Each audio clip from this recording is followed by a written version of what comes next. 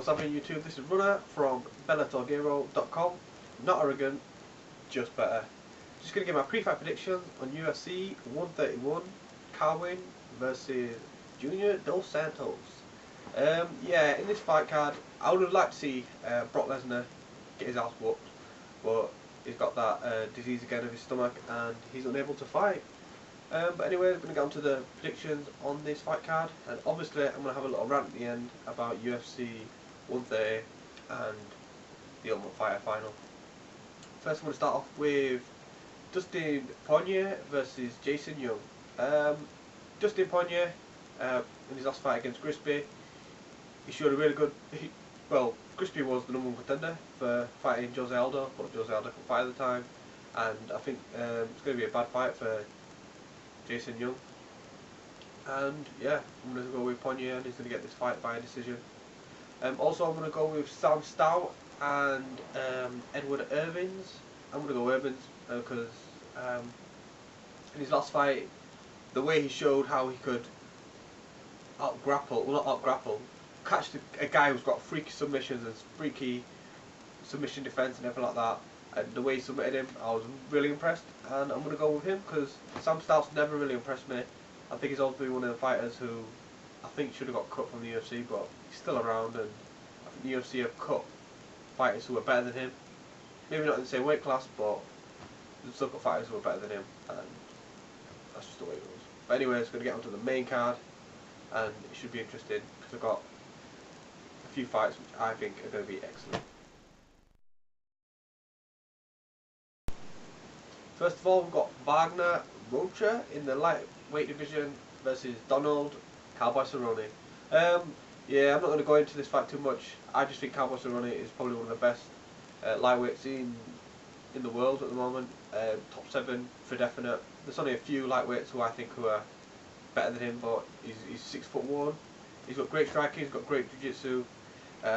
He's a complete fighter. He reminds me of a lot of Evan Dunham. I know Evan Dunham got his face smashed in by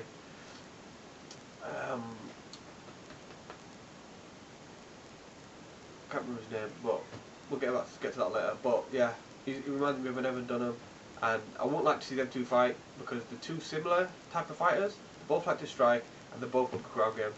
But yeah, Wagner, I think it's going to be a bad fight for him. I think Donald Swan is going to get this fight. Obviously, I don't think he'll finish it in the first round because Cerrone doesn't come out as quick as some fighters do, and I think he's going to get this fight finished. I'm going to go with second round submission.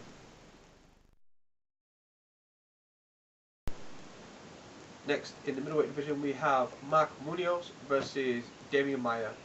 Right, this fight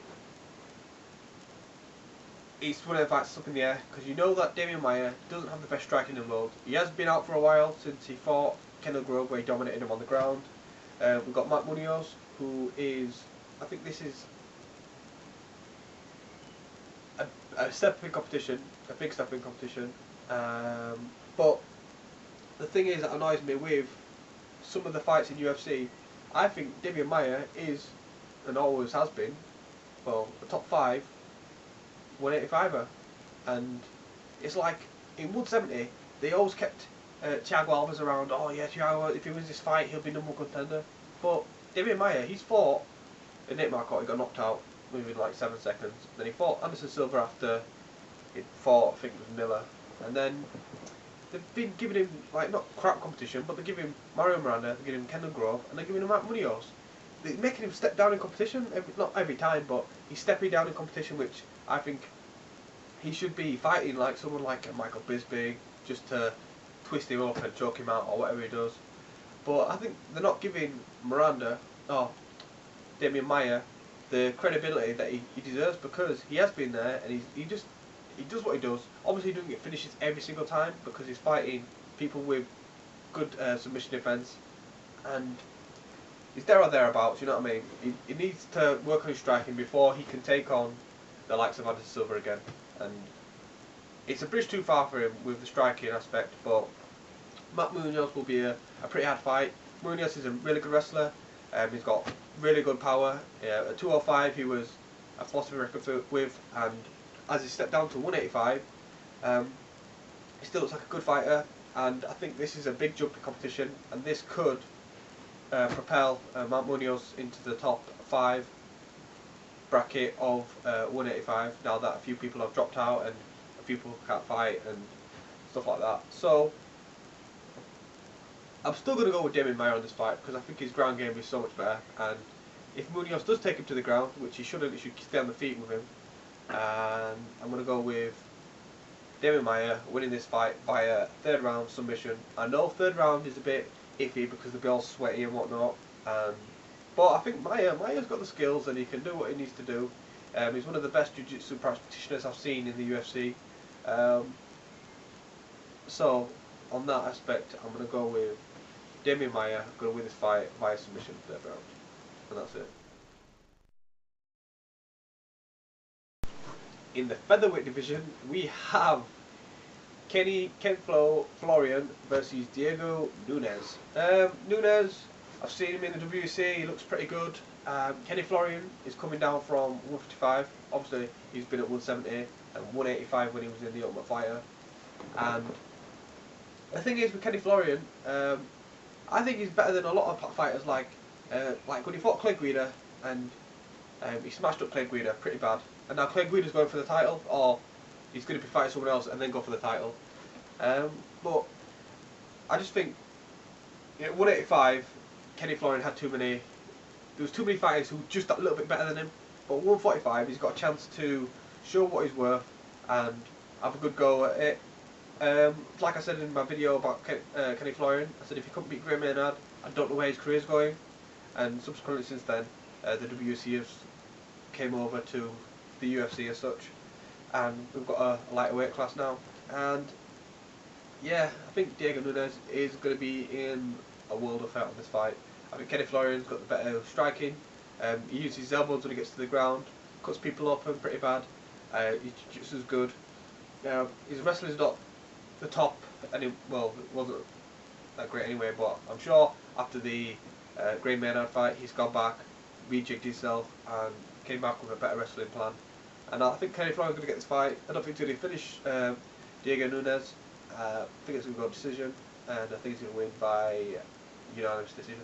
It won't be a split, not like that, it'll just be Florian winning this fight. But if he loses, don't know what's next for him really, because we've got some right firecrackers in the 145 division, and yeah, it should be good.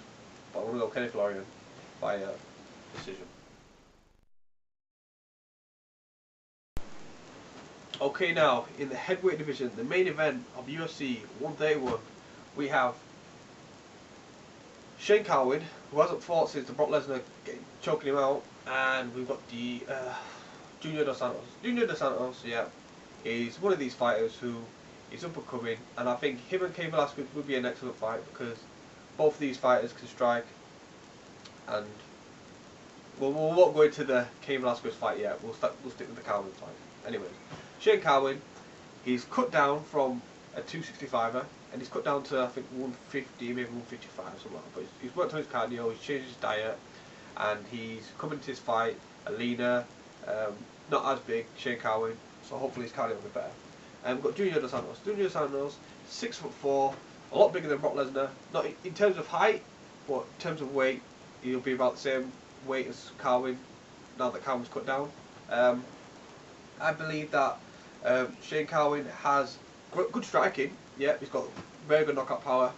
But I think Junior Dos Santos is the more technical striker. He's got more skills to his striking. None of these fighters kick. I've never seen any of them kick, to be honest. But I like the way that Dos Santos comes in with his uppercut. He's got good combinations and stuff like that. And he has taken out some excellent strikers. He's taken out people like Mikhail Krokop. He's took out, what's his name? Forget it. Doesn't matter. I'll work it out later. Anyways, yeah, he's fought some great strikers. He's beat some great strikers, and I think Shane Carwin. Alright, this fight, it's whoever lands first, and I know Shane Carwin can take a shot, but I think the amount of pressure that Dos Santos will be able to inflict on Carwin a bad night, because he hasn't fought for a long time. He'll have a lot of ring rust, but Junior Dos Santos has been ready. He's been on the Ultimate Fighter. He's been training up people, and he's done well. And I think he's going to be next in line for the, well, not next in line, obviously he's next in line for the title, but he should have got the title shot anyway. And Brock Lesnar shouldn't have been able to get back into the loop again. He should have had to fight a few more people, like one more person or so, to get to the title.